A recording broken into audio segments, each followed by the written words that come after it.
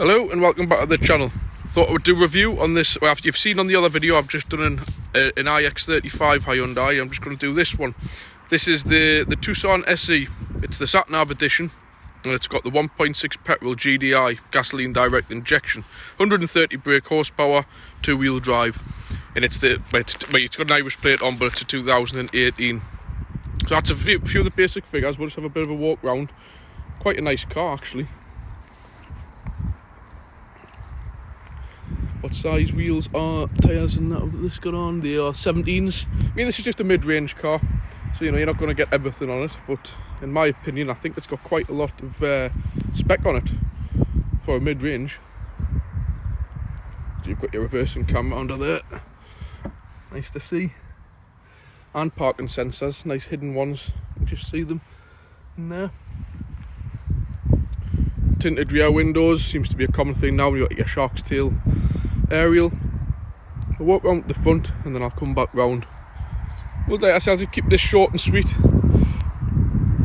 I'll go and start it up. So it's got all the running lights on this one. Again, with it being a petrol, we'll be able to do this without being deafened. Very nice engine, this, actually quiet. So there you go, you've got your LED running lights, which are inbuilt with the front fog lamps. And obviously you've just been a bit like a mid-spec one. You've just got your halogen lamps. In fact, I'm just going to check I'm not wrong there. I'll switch the lights on to find out. So sometimes these are LED. You'll have to excuse the wind. I see they're just the standard halogen bulbs, so they're nothing super bright. But what it has got, what's quite nice here, is the LED. I'll turn the headlamps off and just leave it on side lights. So when your side lights are on, that in with the running lights, see that across there? You see it's not actually flickering, that's just how the camera picks it up. Bit of a strange one, this MOT reason why. I've seen a few of these driving. So you've got they're just side lights on. So you've got your dull white light there is your side lamp. But these are still super bright. So I'm surprised either the bottom, the daylight running lights don't switch off or dull down, because when you stand from a distance, they are like the equivalent of having like a fog lamp on at night in the dark, whereas they're nice and dull. It's a bit of an error on. I've noticed a few of these driving around. I don't actually know how they've passed like approval, because they should either go off or go dull, because it's the equivalent of having like front fog lights on with your side lights. It's strange. So anyways, lovely front end on these. I actually prefer these over the Kia. So I can't remember what the Kia version is of this. It'll be the, what is it again? The small Kia, the Sportage. This just shares the same platform as the Sportage. I quite like this front end on this one. Yeah, so obviously you got your kind of chrome grille, very nice big like open mouth grille. You got your lower grille. Has it got front parking sensors? I don't think this one has. No, nothing like that on it. And the engine sounds spot on. Obviously your LED mirror indicators in the mirrors. I don't know if they're electric folding, but I will find out. Nothing like keyless entry on this one like I've done on the other one, but as it happens the other one's got a fault with that, so you're probably better off without it in my opinion. I'll go around we'll have a quick look in the under the engine bay, and then we'll go on to the interior. I'll just pull the bonnet. Really nice engine, it's so quiet.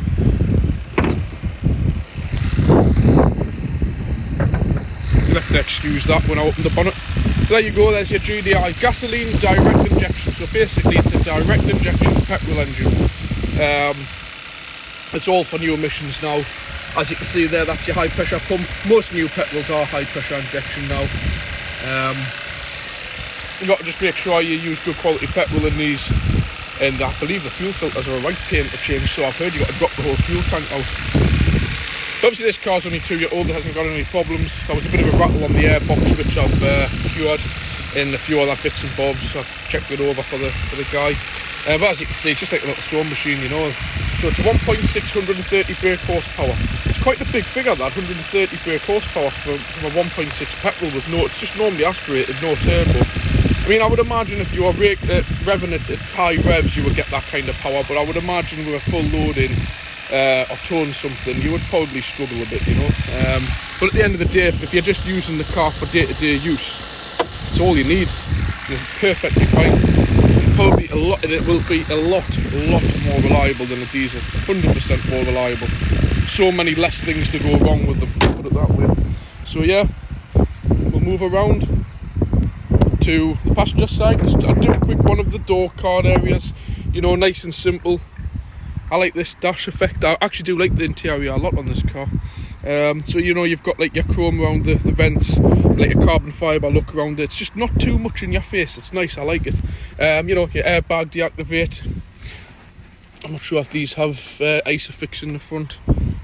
You know, like I say, mid-spec car, so a nice interior. I think that's going to wear perfectly fine. So we'll move across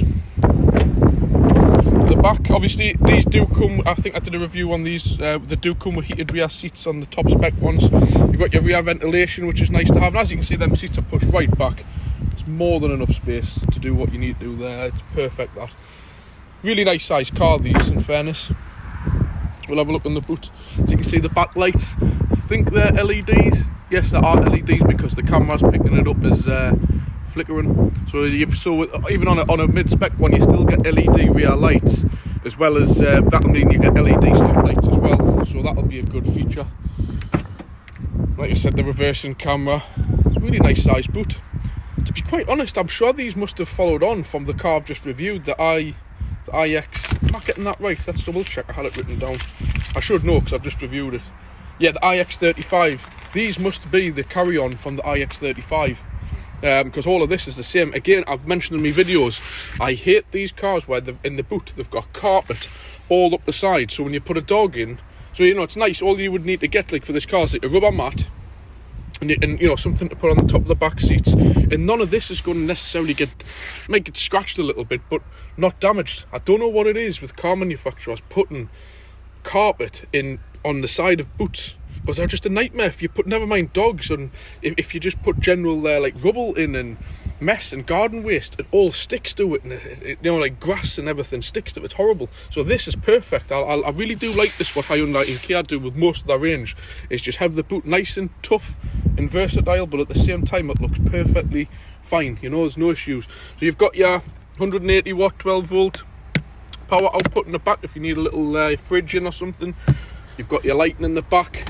Nice little luggage shelf. It's everything you could really want, to be quite honest. You know, I really do like the way Kia and Hyundai, you know, loads of little mountain points, and that there is a fantastic idea. So when you can move. I like the idea. You can move this part. I'm not going to touch it, but you can move it further forward to its point. And when you want to fold the seats down, you can put it on down there, a storage place. Just little things, you know, like these little clips for rigging stuff up and that, and like I've already mentioned them down there. It's a little bit of thought, that extra that go into them, you know, like telling you there about the weight. As you can see down there, you know, this is a 2018 car, it's only 2 years old, and you still get a spare wheel in it.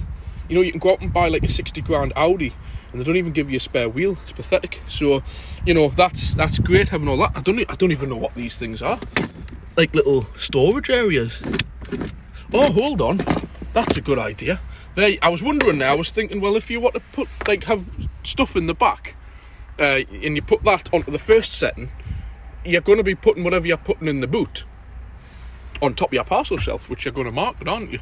So you've got 4 positions you can have this in. You can have it there.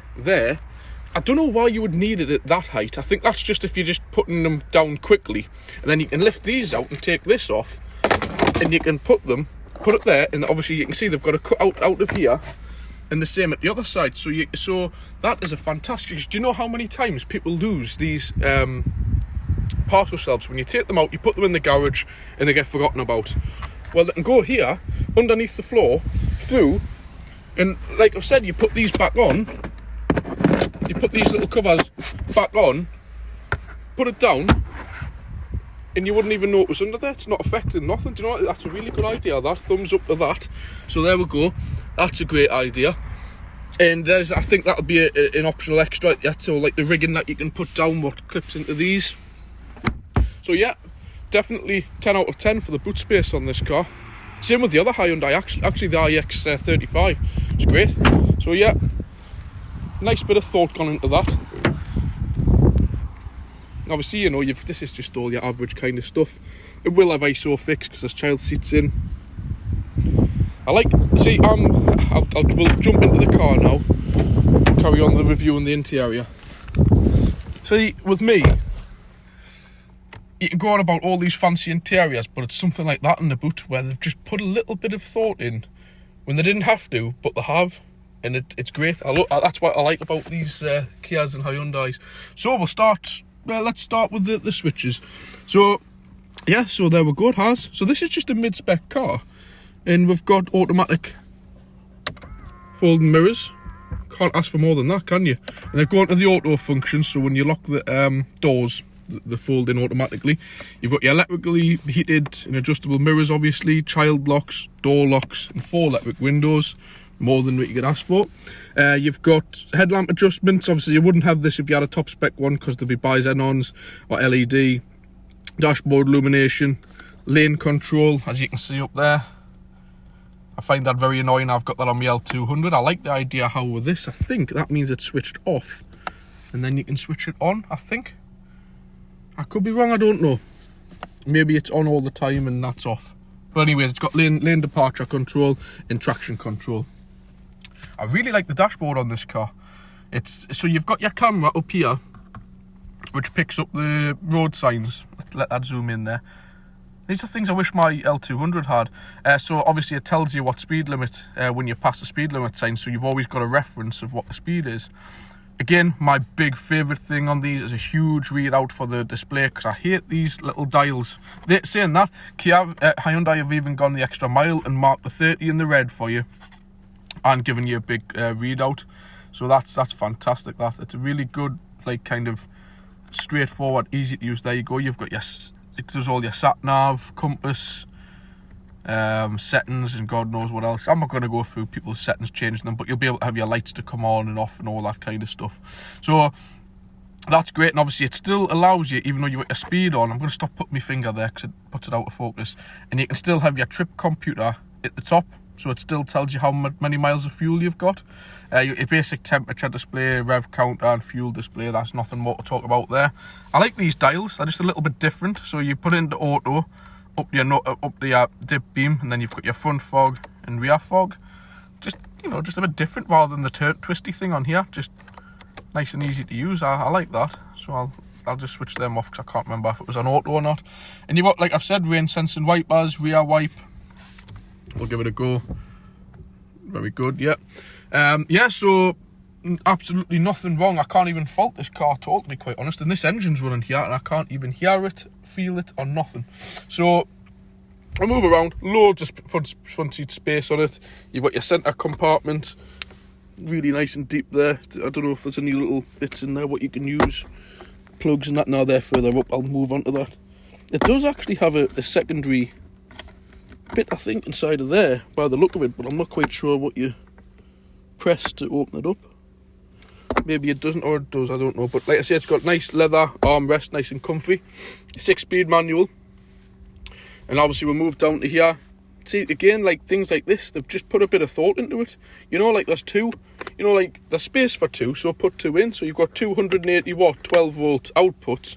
So, you can be charging a phone, you could have things running to the back to the kids. Just little things like that, what I like about these cars. You've got your 3.5mm auxiliary input jack plug, and obviously you've got your stand. I would assume this will have Apple CarPlay and whatever Android is available. So that's a really nice feature to have, and you've got all this storage down here. It's great. We'll move up to this. Again, I'm not a fan of these sometimes, but these seem pretty clear enough to use. You can't see with the reflection of the sun, but it's all just straightforward enough, to use when you're driving, where you don't have to keep turning buttons. It's just nice press button ones with air conditioning.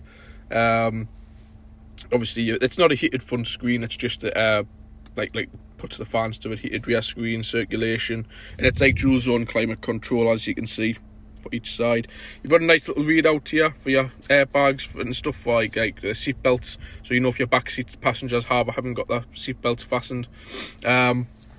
And this here, I really like this.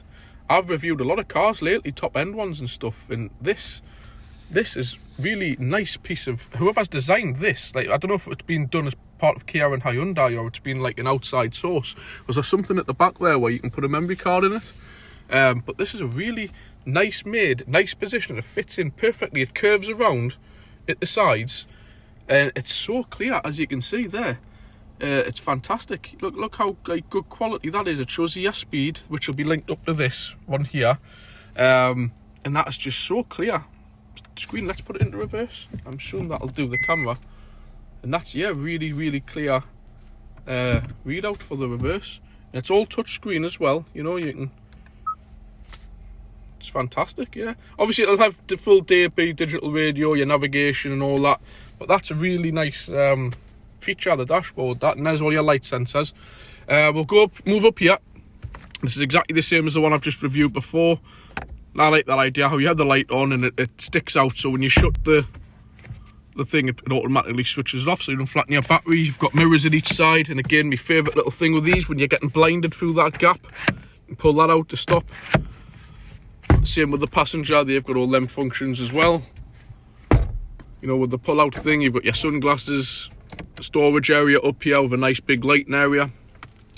And again, this is one of my favourite things I like about this car, is you've got your automatic dip dim mirror, which is a nice feature to have, but if you look, it's got a little compass built into it. Obviously we're facing south, I know that because the garage is south facing. I like that idea. I don't know why more cars don't do that. It's I know you've got your sat nav and everything, but I just think it's a nice little feature to have, because you're always looking in the rear view mirror for normal driving procedures. I like that idea. It's, you know, probably not a great deal of effort has to go into doing that, but I like that. I know a lot of American cars have that, like Chryslers and stuff. So yeah, thumbs up. We'll go quickly move the steering wheel. You've got obviously your full, like, you can talk, do like your voice control to it for calling people and all that kind of stuff. I do know that because the guy rang us up the other day by mistake. The car just decided to start calling random people. You've got your, obviously just your standard audio stuff, your call, answer and decline, radio controls. You've got it, let's have a look here. What is that? Yeah, so you've got your cruise control, and it displays that nicely at the top. And I'm not sure what that means, mode. Oh, sorry, so you've got a speed limiter. So there you go. So you've got cruise control, which you just simply use the basic controls for, and then you turn the mode. Then if you look, it turns from limiter to cruise. So you've got a speed limiter as well as cruise control. Nice feature to have, and then you just turn it off like that. Nicely displayed for your screen. I like to see a lot of this stuff here. You've got your steering mode, which you can have as normal, sport, like normal and sport basically. It just stiffens your steering up a little bit for you. You've got your stop start, which you can deactivate. You've got your parking sensors, which you can deactivate. But what I like is, though, this car, like I mentioned, isn't the full top spec one. So it's just a two-wheel drive. But you still get little bits like this, which is your downhill brake control. You know, like most of the time they'll just go, oh, well, you've got the two-wheel drive one, you get nothing. You know, they've still given you that option of the downhill control. So if you're doing a little bit of, like, not full-on off-roading, but, you know, like on grass and stuff, you just select the downhill brake control, and see it brings up the little light over there, and it'll just bring you down a steep hill, nice and controlled, using the engine and the brakes automatically for you. So you just take your feet off the pedals and leave it in probably first gear, select that option, and it'll give you like a nice controlled descent down a hill. So that's a really good feature to have. So yeah, I'll leave that at this now. I'm waffling on too much, so I'll switch that around. So if you want to see any more videos like this, leave us a comment, like it, share it. Every little bit helps. You know, I'm just trying to do as many cars as I can, as and when I've got time and stuff like that. So yeah, so thank you for watching, and I'll catch you next time. Bye.